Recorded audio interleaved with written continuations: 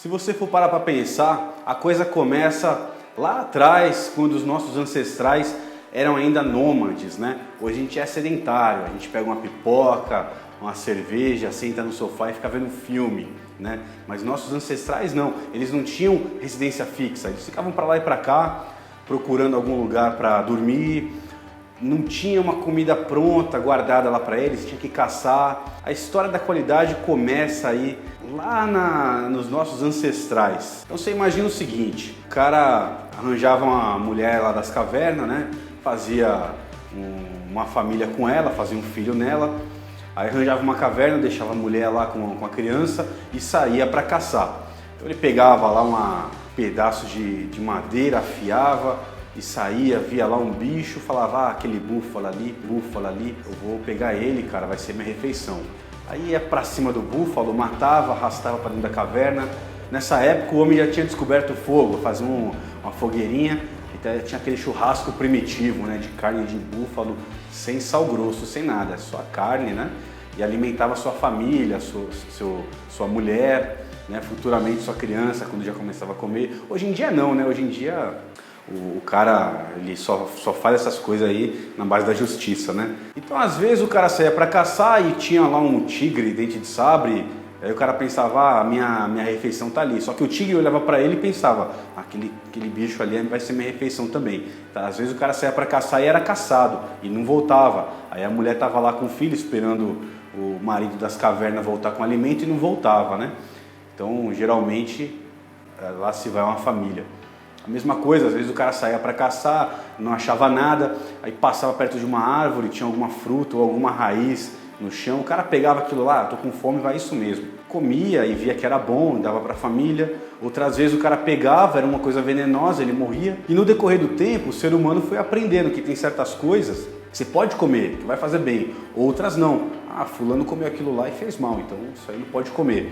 Tem certos bichos que dá pra gente caçar, tem outros que a gente tem que se manter distante. Foi dessa forma que o ser humano foi evoluindo, se desenvolvendo, até que alguém teve alguma ideia, uma startup das cavernas, né? O cara pensou, poxa vida, por que eu tenho que ficar para cima e para baixo, procurando sempre uma caverna para viver, caçando bicho por aí, se eu tô vendo que aquele tipo de animal é mais mansinho? Então, em vez de eu sair para caçar, eu vou cercar um lugar, vou pegar um macho e uma fêmea lá, aquele bicho lá, pega um bode, uma cabra, põe lá, deixa eles multiplicar, os bichos comem mato, deixa eles multiplicar e aí quando eu tiver com fome tá lá no meu quintal, eu passo a morar nessa caverna, aquelas plantas que são boas eu passo a cultivar aqui e aí o ser humano vira sedentário, ele deixa de ser nômade, vira sedentário. E aí ele tem comida em abundância, né?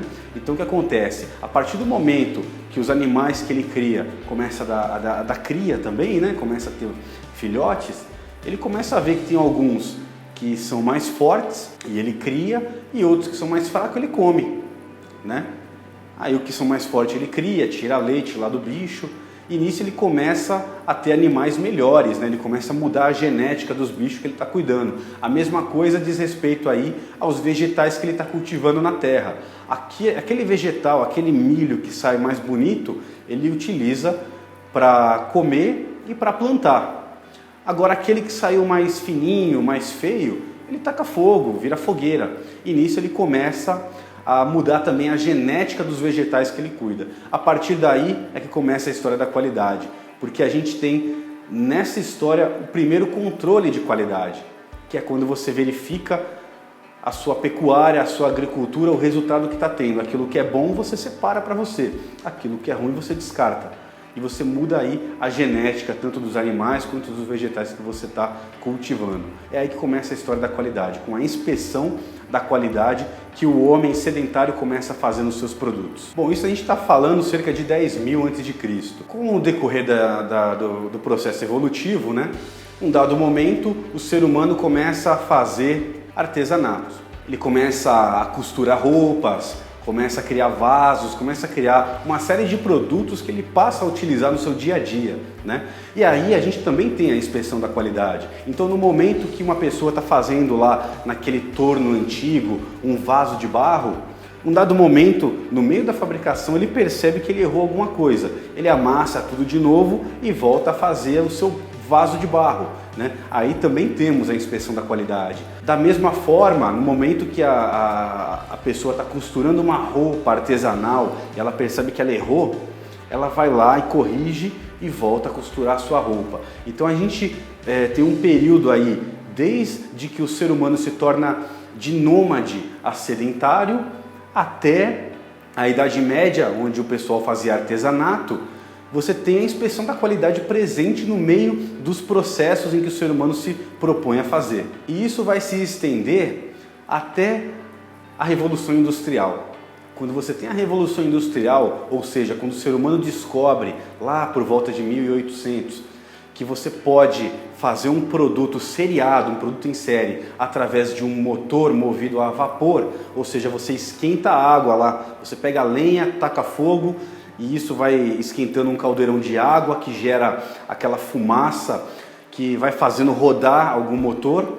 Você começa a fazer a produção em série. E aí você tem a possibilidade de fabricar produtos em série, em grandes quantidades e com uma certa repetibilidade, ou seja, vai sair tudo muito parecido. Não vou dizer igual, mas muito parecido. E aí você tem uma mudança no seu sistema de gestão da qualidade.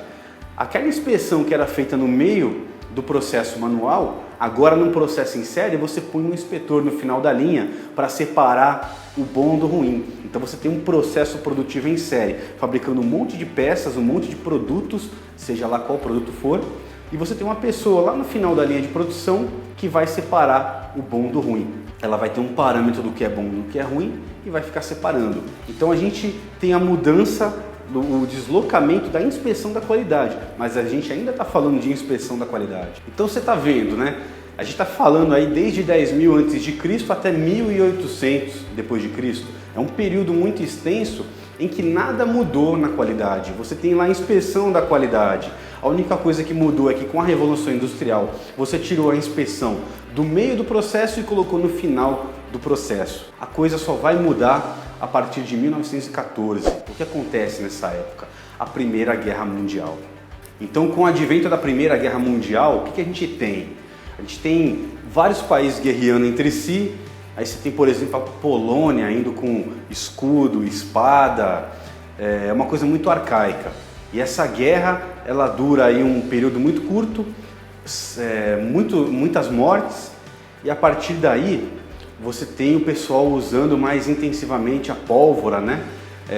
Armas de fogo. E isso causa uma revolução bélica. O pessoal começa a investir mais em armas, né? Eles percebem a importância que existe na indústria de armas e começa a tentar ter uma qualidade melhor. Depois a gente tem na sequência a Segunda Guerra Mundial, lá por 1940 aproximadamente, não vou lembrar de cabeça agora a data. Aí você já tem granadas, metralhadoras, né?